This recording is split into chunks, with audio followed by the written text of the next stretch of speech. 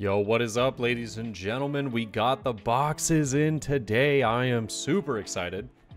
We've got our starter decks for playing Katakuri. We got some of the boxes to pick up some of those other super rares and other things we need.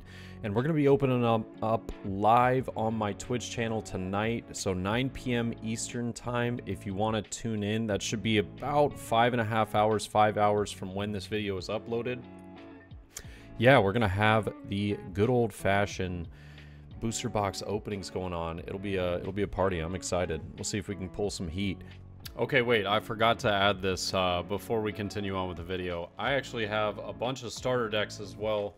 I've got a starter deck 4, 2 starter deck 6, and a starter deck 7. I'm probably gonna be giving away some of these on the stream tonight. So if you do want to try and get your hands on one, just be sure to be there. You know, you follow my Twitch channel and, you know, be subscribed here on the YouTube channel, of course. But appreciate you and hope to see you there, guys. Peace. But, yeah, we've got a matchup against my man Nick here, and we got a pretty decent starting hand, so we do choose to keep. And this is a Zoro versus Zoro matchup, and in OP03, you know, he and I run, like, very, very similar setups, very similar, deck builds. I'm pretty sure that ours only differ very, very minusculely. Just different ratios and stuff like that, but more or less we run the exact same stuff. And yeah, we both get our Ezos down first and searching out what we need. I ended up finding the Whitebeard Pirates event card. He does pick up 4-drop Marco, obviously the better search right there. But he does get Buggy as well and ends up picking up the guard point, or no, excuse me, jet pistol. So that's where our builds do differ a little bit. He does have the jet pistol, and I think he also runs Fire Fist, if I'm not mistaken, or something like that.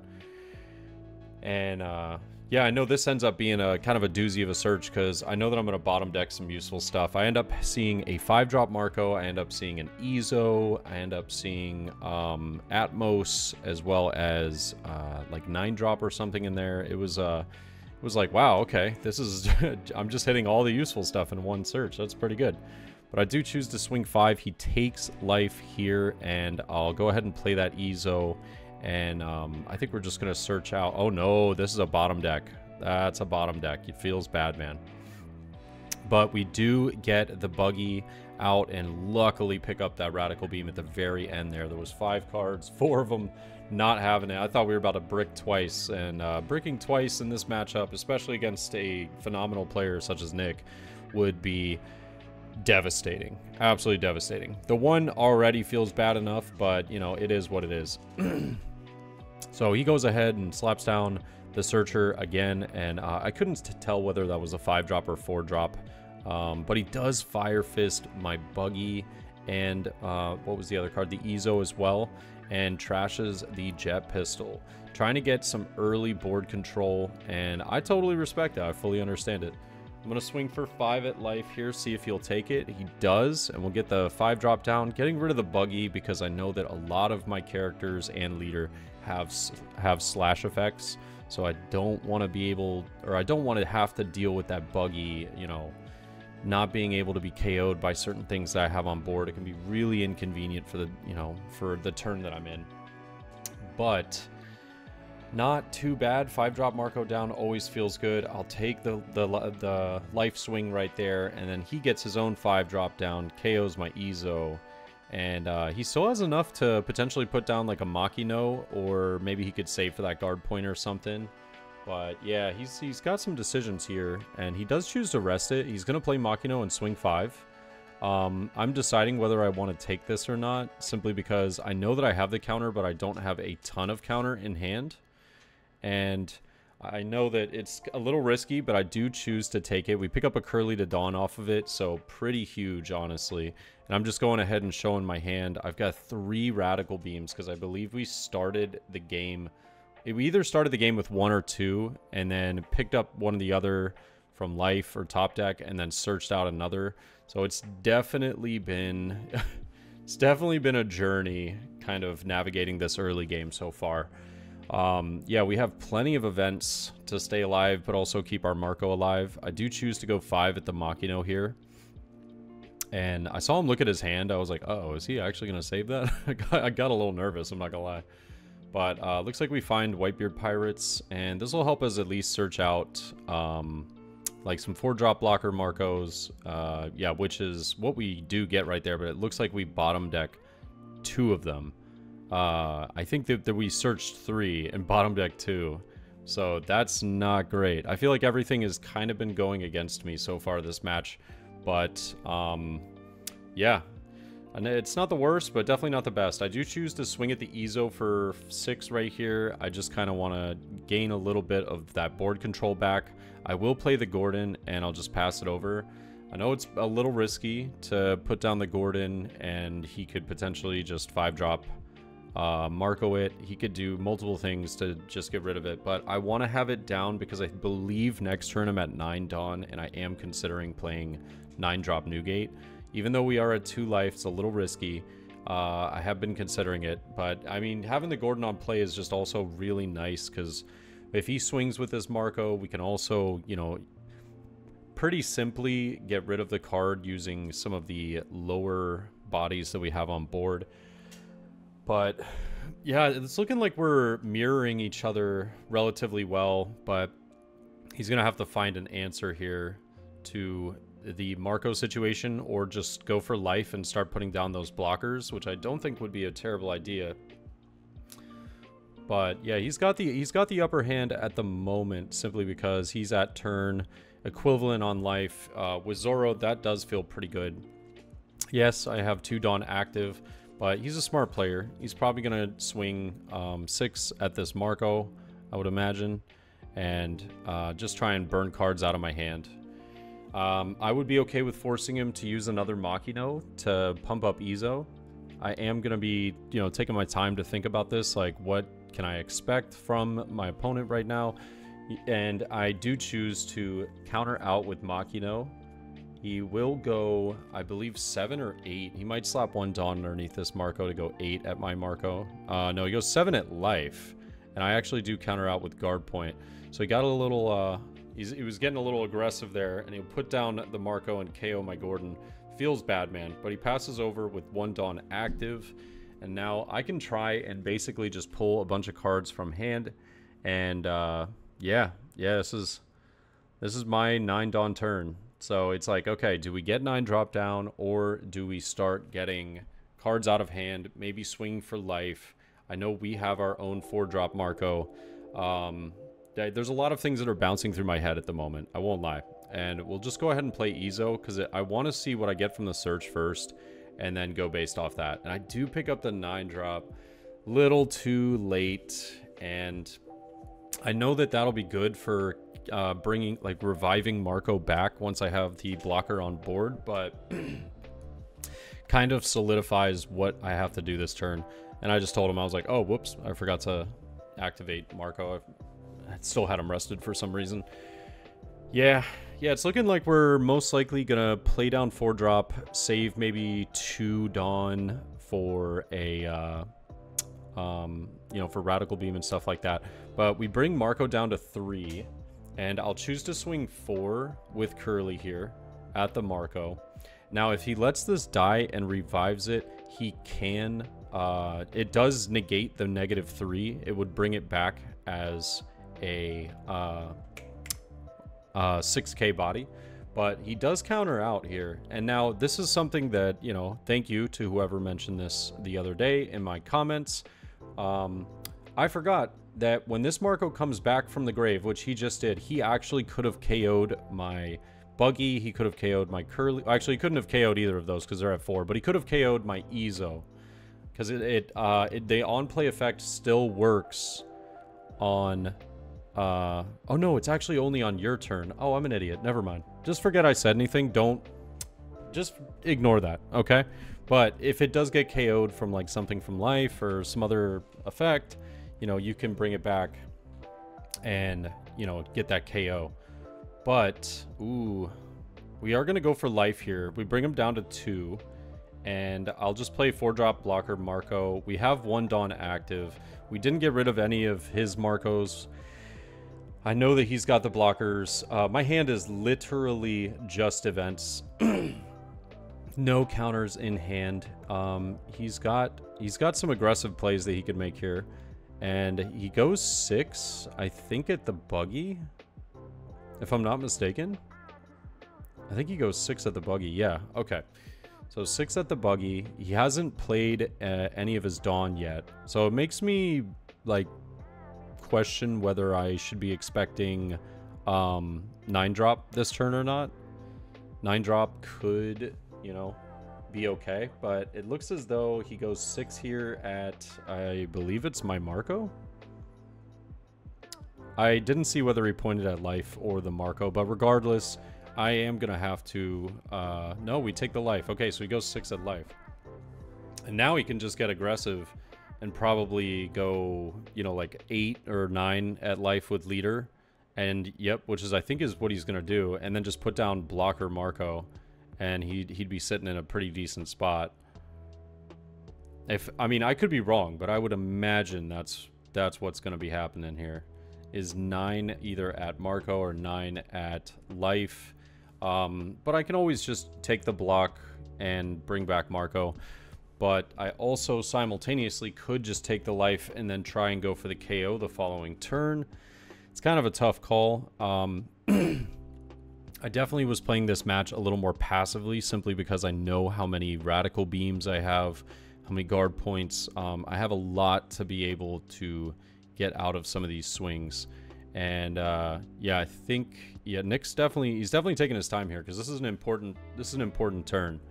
It's going to come down to, you know, what he chooses to swing at, whether it's a character or not. And he does choose to use the buggy, finds the radical beam, pretty dang good.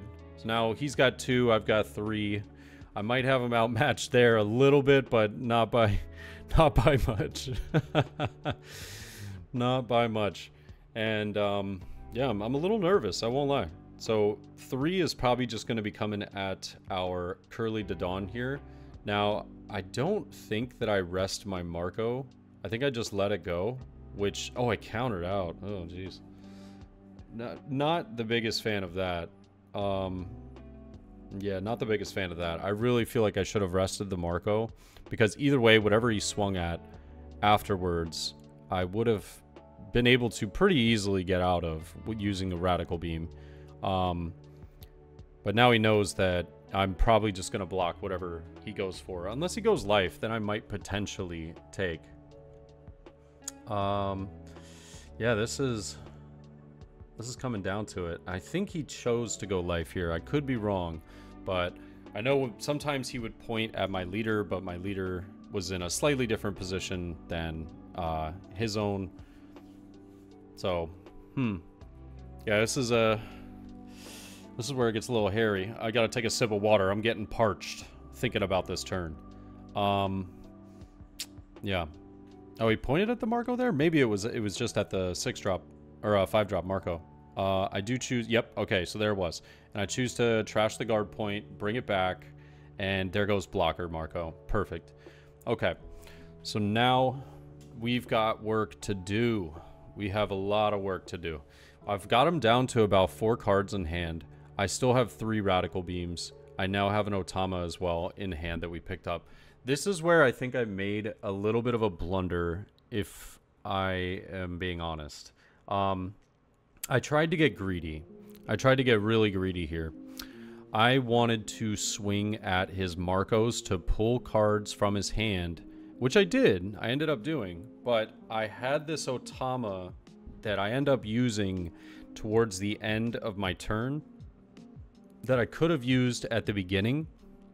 I don't think I needed to necessarily use it the first swing, but maybe second, third swing would have been pretty good, especially after he blocks with the 6K swing right here. He blocks with Marco. Now is when Otama could have been massive for me. I could have used Otama on Marco, but I chose not to, and I chose to swing for 5 at his blocker Marco. He does counter out yet again, or excuse me, not counter out, revive the Marco using 9-drop. And I mean, I guess it's not that turn, I guess it wouldn't have really affected much, but I don't know. I think that Personally, I played this Marco, or not Marco, this Otama onto the Marco a little too late. I feel like it would have been a lot more useful earlier on, but I am kind of racking my brain around it. And it's honestly not the easiest call, but I am going to save those 3 Dawn for Radical Beams, and I got to choose where I'm swinging, how I'm swinging, so I choose to go 7 again at the Marco here. And yeah, that would have been a perfect Otama time. Got the Radical Beam out of his hand, though. Not too bad. I will use Otama since he does have 1 more Dawn active. And I guess arguably, I ended up playing it about as well as I could, because it did stop him from using the Radical Beam and saving that Marco yet again. We've got him down to 4 swings, and we do have a blocker, but he has enough to be able to push through. The little does he know, though, I have 3 Radical Beams, and that is all the defense that a guy can ask for. Now, Radical Beam, absolutely broken card. You know, let me just take life, and then I can, you know, just get out of any swing pretty much. 1 cost for 4k. It's pretty good. Pretty dang good. Now he's planning out his attack here. He chooses to go 7, I believe that is. Yep, so that should be 7 at life. And I'm trying to think about whether I want to Radical early, or if I want to take the life and kind of, you know, bait this out. But I know that he did use that jet pistol early on.